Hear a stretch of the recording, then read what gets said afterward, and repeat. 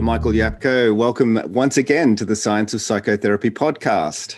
Thanks so much, Matthew. Appreciate it. Good to talk to you, Richard. Fantastic to see you again. Yes, it's really good. We've missed your getting a good hug, but not to worry. We'll do that sometime in the next decade or two. We really hope to be back in Sydney early next year if travel is possible. Yeah, well, definitely we'll have some dinner. It'd be great. Absolutely. Yeah. Well, today we're going for a walk in the forest. I understand. Okay.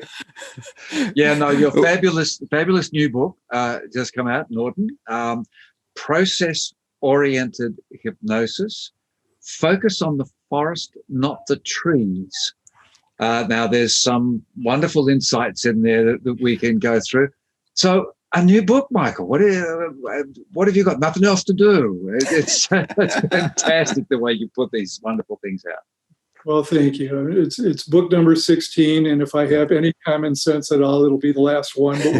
But the COVID pandemic, being quarantined at home, gave me the opportunity to finish up on a number of projects that I'd been hoping to get to eventually, but wasn't getting to because of all the other things that I was doing. So the fact that I had the time and the fact that so much of it was already written, bits and pieces I'd been doing all along, that just seemed like a good time to finish it up and get it out there. Get it on out there. I think one of the things that grabbed my eye, I mean, just in the very, very early stages, looking at the comments from other people in the industry, was Steve Langton's comment. Going through, everybody thinks it's fabulous. I mean, I've looked at it, I think it's fabulous too, of course. But he says, a must read for all therapists. And I know you've got hypnosis in the title, but this is something Ernie was also very big on, that it's not this restrictive thing. And I understand that it's been selling really well, but it's been recognized at Amazon as the really good hypnosis book, but also in psychotherapy. What are your thoughts about that type of comments? Well, I really had intended for it to be the hypnosis focus, but the reality is it is about therapy in general, that it addresses the fundamental question of how people generate the symptoms that they generate, whatever they are. And far less emphasis on speculating why people have the problems that they have and much more on how they generate it. And so that does directly apply to psychotherapy, because whether you do hypnosis or not, it would certainly be valuable to have a deeper understanding of how this person generates the problems that they experience without getting lost in the details of the problem or without getting lost in some theoretical perspective that might be of interest to you, but is of very little interest to your client, because all they want is to feel better. Mm-hmm. Now, this aspect of getting lost because you're focused on the detail of the narrative of the client, and you're trying to process things in terms of theoretical models, and you really can, miss the forest for the trees. So, and I'm terribly guilty of that myself. So I'm keen to learn from you as to how we can sort of, step back and get that broader perspective.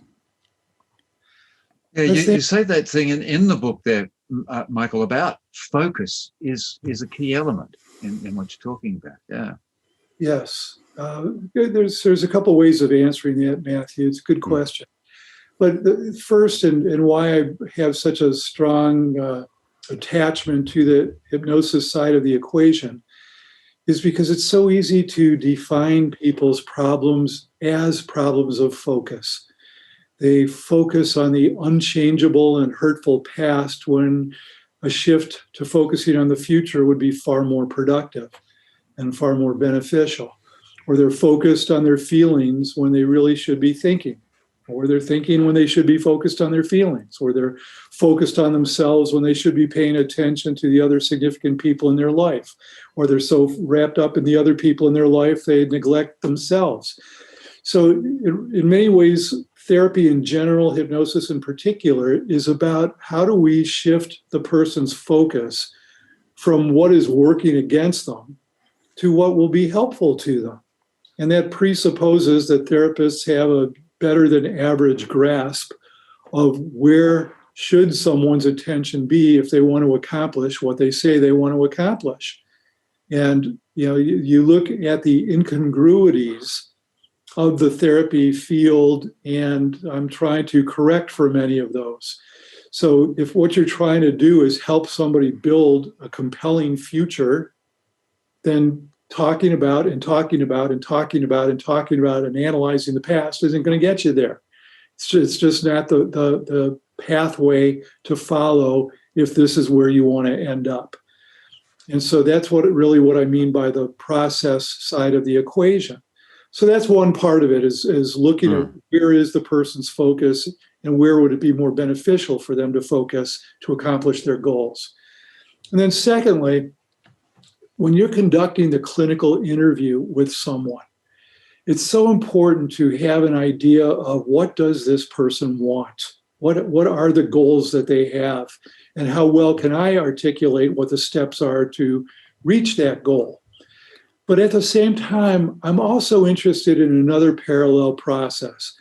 And that is when this person has had this problem for years, as is typical of people in therapy, how is it that this person has been living life, watching movies, seeing television programs, reading books, having conversations with friends, watching the news, having experiences, going places, doing things? How do they have all of these experiences and still manage to stay the same? I'm so curious about that process. So that's part of what I am interested in the interview. Not just what does the person want to change, but how do they manage to stay the same? Yeah, the maintenance. How does not change with all these new influences coming in all the time? And so, to me, there's a very sharp distinction between what it means to get older and wiser and what it means to just get older. Yeah, you talk in there about Erickson's comment, what's the basis of lots of problems and things. And his answer was rigidity.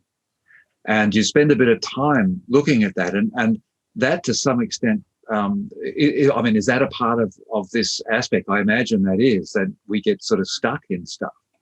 Yeah, Erickson's one-word answer to what causes people's problems is so deceptively simple because it represents an enormous complexity. When we think about different qualities of rigidity and different dimensions of rigidity, and what does that mean exactly, if not the necessity of people, I don't know who said it, somebody in the human potential movement, that life begins beyond your comfort zone. And I think there's a lot of truth in that until people are willing to step outside the usual, they're not going to discover what their capabilities are. And for me, personally, that's one of the most compelling reasons to do hypnosis. That, here's this person who has never experienced hypnosis or anything like it, and then you do a hypnosis session with them where they discover all these abilities and resources they didn't know they had. And how would they know they had those resources if no one ever created a context for them to discover them? And so to create a context where people can discover more about themselves, more about their innate abilities, that to me is the greatest countermeasure to rigidity.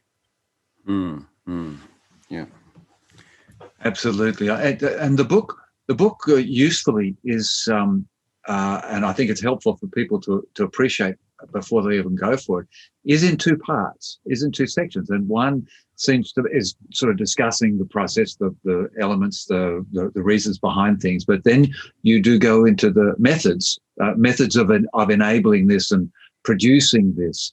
And one that I immediately jumped to, and you please talk about as many as you want, but building expectancy was the chapter that immediately drew my eye, because you've talked about it and we've talked about it before. So this two parts of the book, what was the thinking with that? Well, the first part, providing the conceptual framework, getting therapists to think in terms of process is not very easy necessarily. That therapists have historically keyed in on details and details and details, and who's your second cousin twice removed, and how many different flavors of ice cream have you tried at 31 flavors, and people get wrapped up in all kinds of things that are just so irrelevant to solving the problem. Lots of trees. Yeah, a lot of trees. And so the idea was, okay, here's the conceptual framework that if you can train yourself to start to think in process terms, then you're going to be far less likely to get lost in the details of what somebody presents to you. You're far less likely to get lost in all of this overpowering wave of empathy that you feel for this person, and you're going to get more focused more quickly on how do we solve the problem here. And that whole orientation of being a problem solver. There are therapists that disagree with that. They think that therapy is about psychoeducation, or they think that therapy is about emotional ventilation. But me being a strategic therapist, I am unapologetically goal-oriented, and very simply because every client I've ever treated wanted something to happen, wanted some outcome. And the idea of not thinking in outcome-oriented terms is just alien to me, but it is routine for other people who think in those terms, that the details matter, and they want to give this person the time to offer all these, to me, irrelevant details. And then the second part of the book is, okay, so plugging that in, what would it look like in terms of actual hypnosis sessions? So before the hypnosis sessions, transcripts, I actually provide session transcripts that are meant to be generic transcripts, things that you would polish and add to if you were working with an individual client in order to tailor it to that individual. But I speak to, if somebody has this issue, here are the different forms it might take, so that you don't get fooled by the content, that you understand the underlying process. So I offer 10 different core processes that influence the great majority of human problems. So let's just use as an example, impulsivity. And if you ask any therapist, what are the kinds of problems that an impulsive person might experience?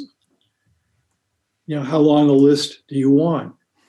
The impulsivity of abusing alcohol, the impulsivity of having reckless sexual encounters, the impulsivity of quitting a job because you're mad today, even though you need the income badly, the impulsivity of hitting your kid when you're angry about something, the impulsivity of telling your partner that you don't care for them because you're mad at them right now. You look at the extraordinary range of problems that arise when somebody acts in an impulsive fashion. And so if you just treat the content of, we're dealing with the having quit the job thing, well, then we're missing the larger clinical picture, which is you'll make consequential decisions impulsively, and it worked against you now by losing your job, but it's going to work against you how many more times in your lifetime if you make decisions that way. So the goal is, how can I help you be far less impulsive, much more thoughtful, much better at predicting consequences, instead of thinking that the future is entirely unpredictable?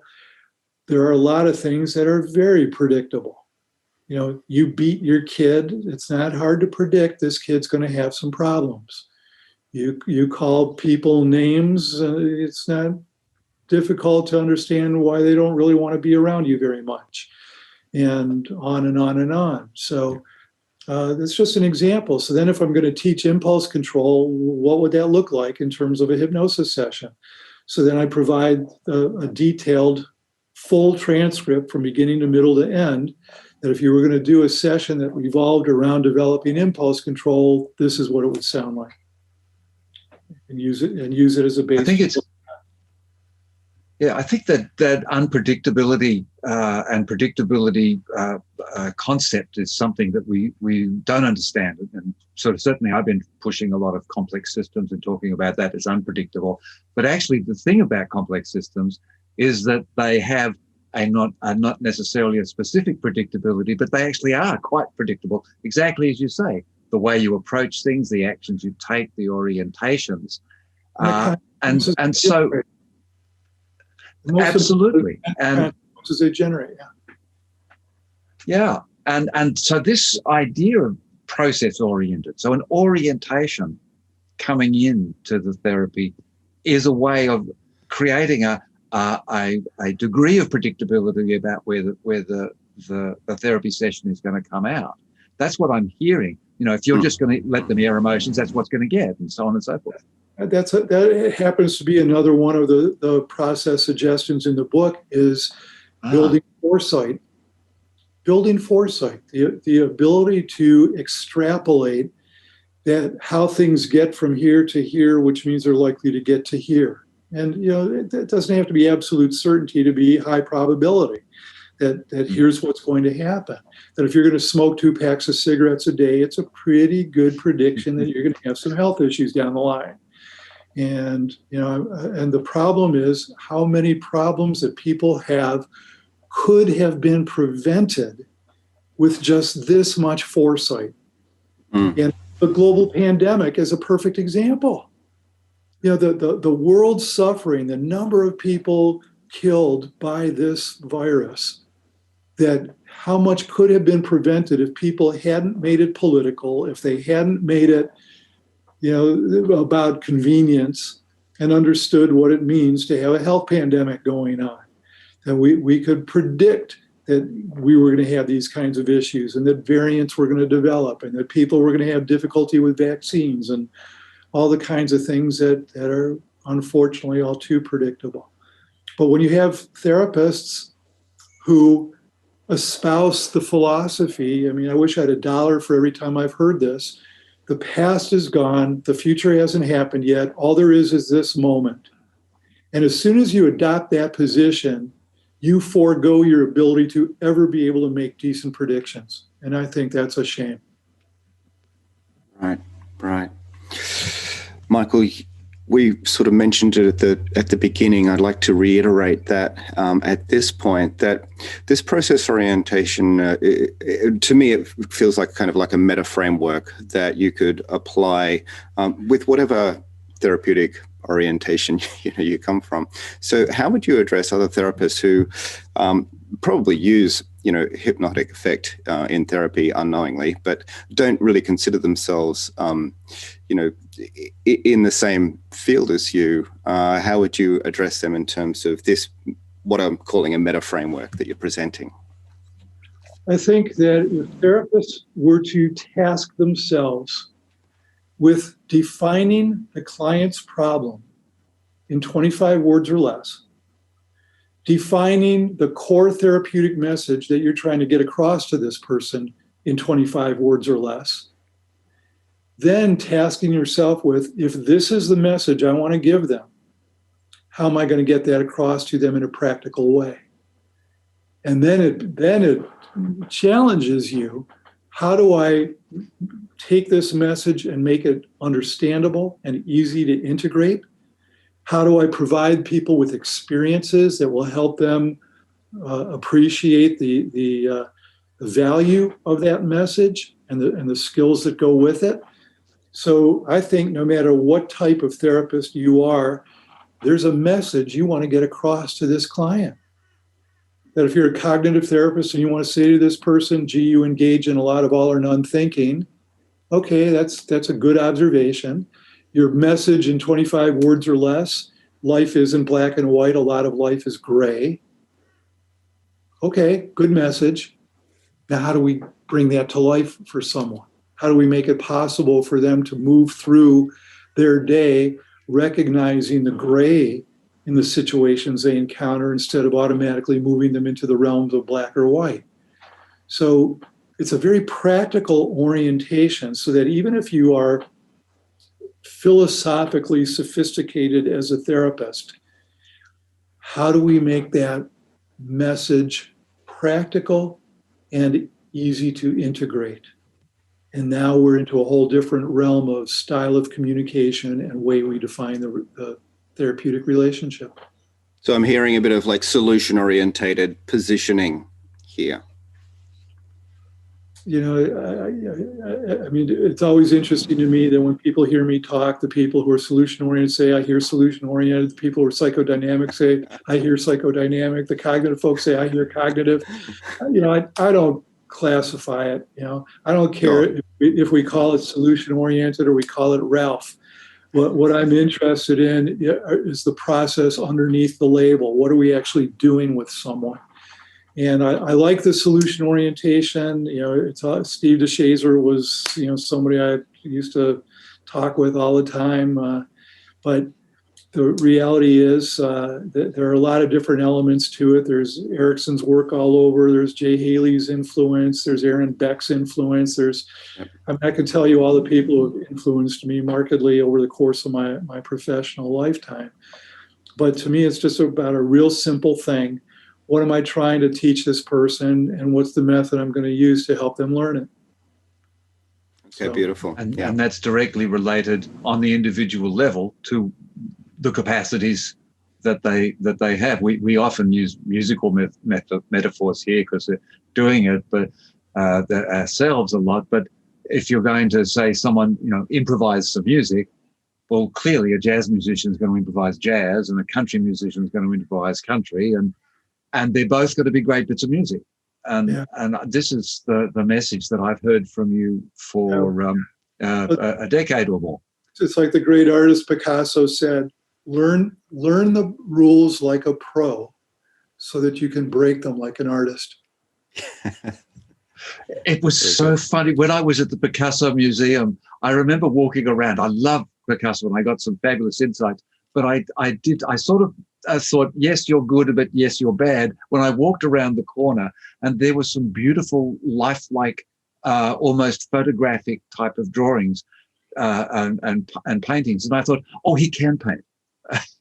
It's sort of like, oh, he can do it properly.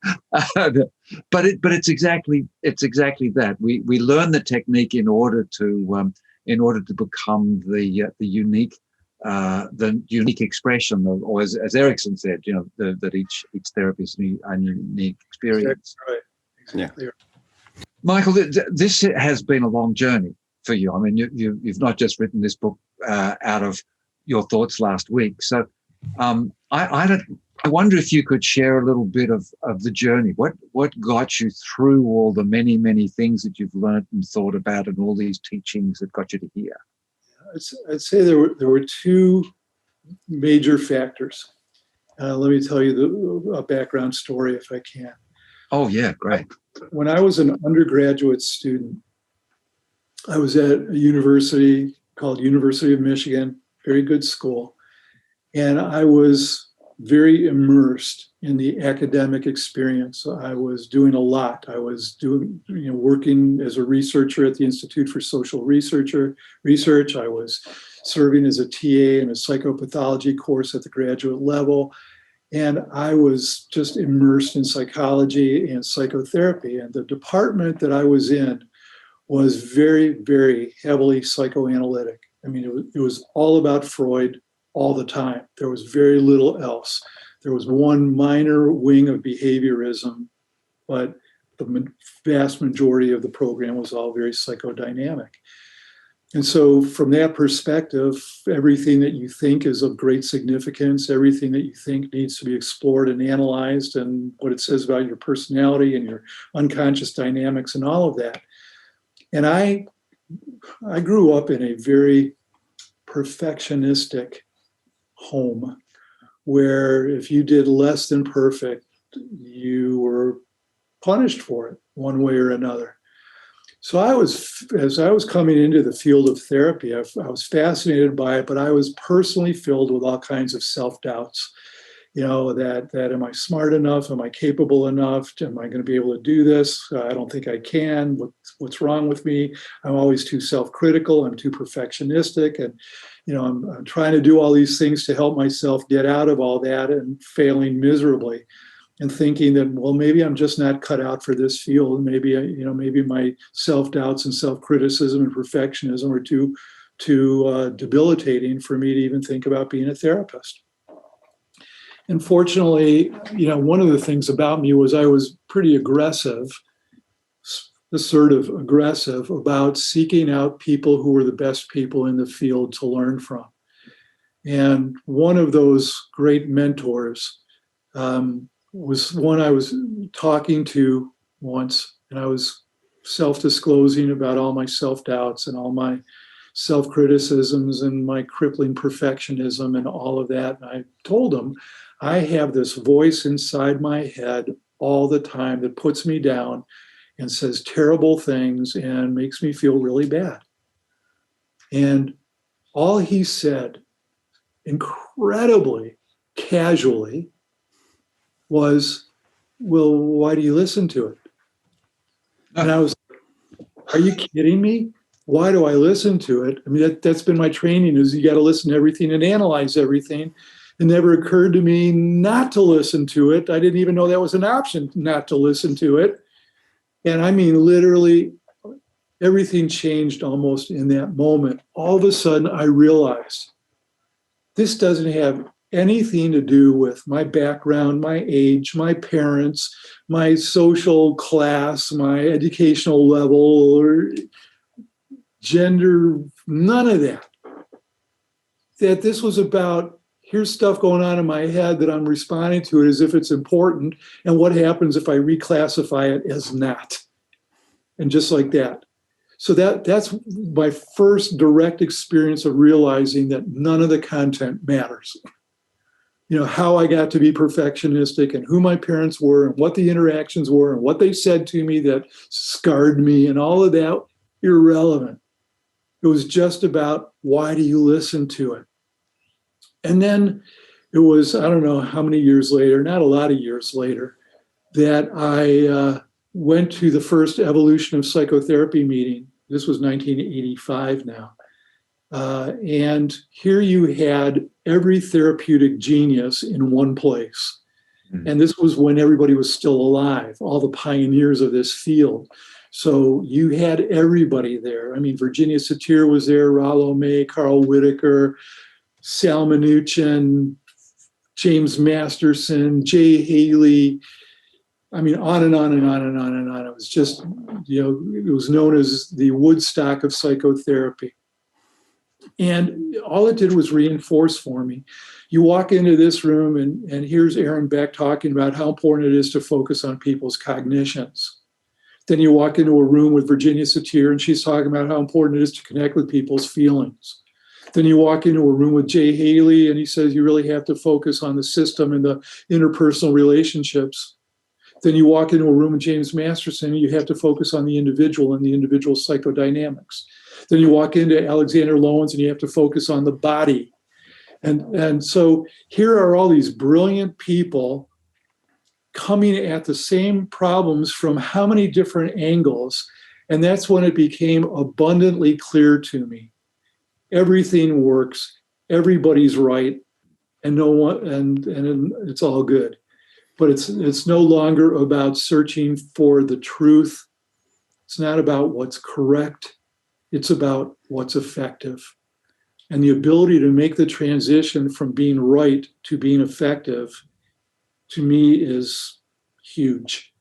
And so fortunately, I learned that early on, and it gave me the full freedom to stop trying to be correct or perfect and just be good. And I'm not the one who determines that. My client determines that. So yeah, all of that helped. Isn't that the most powerful thing? The difference between being right and being effective, and it's the thing that isn't addressed.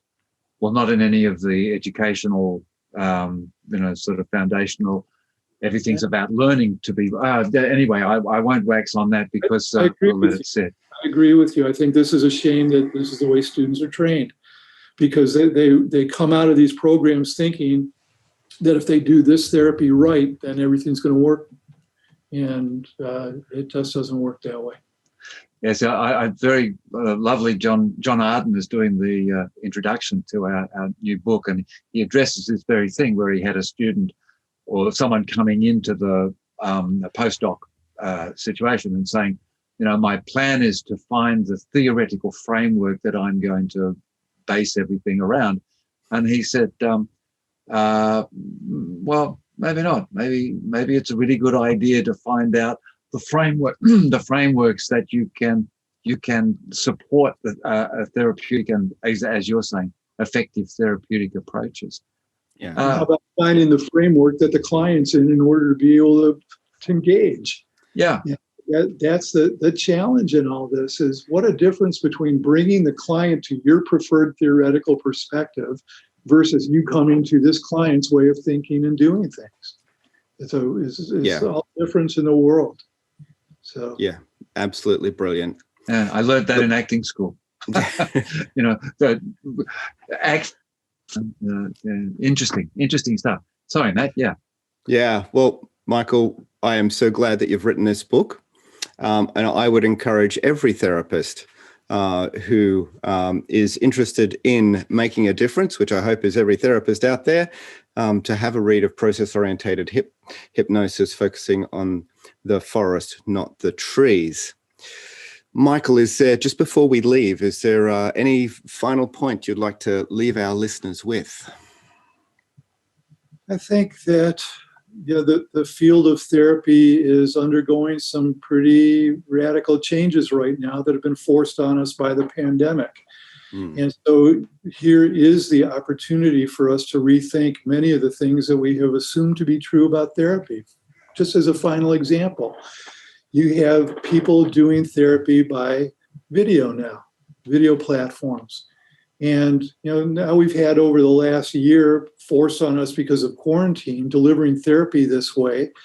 And people who were absolutely convinced that this was going to diminish the value of therapy, that therapy done this way wasn't going to be nearly as effective as when you're in person. And now all of these studies that show the same thing, that we're not losing a thing by doing it as telehealth, and that, in fact, there are some benefits to it, but that it doesn't reduce the efficiency or the value of the therapy by doing it this way. Now, that's a direct challenge to one of the most basic assumptions about how important it is to be in this relationship in the room and to build that therapeutic alliance. And now we discover that there are other ways of doing that. And I'm hoping that what process-oriented hypnosis will do is invite therapists to re-examine some of their most basic assumptions about how much content they need in order to be able to intervene successfully. Yeah, that sounds like a damn fine quote to leave everybody on. I love it. Okay, this is one I think people are going to have to listen to a couple of times. Michael, it's always such a pleasure to have you on the show. Thank you so much for joining us. It's my pleasure to do it. It's my pleasure. I appreciate you inviting me to do this and give me a chance to talk about the new book. Wonderful. And we'll see you as soon as we see you, which is wonderful. Good. Take care of yourselves, guys. All right. Bye. Thank you. Bye-bye. Bye now.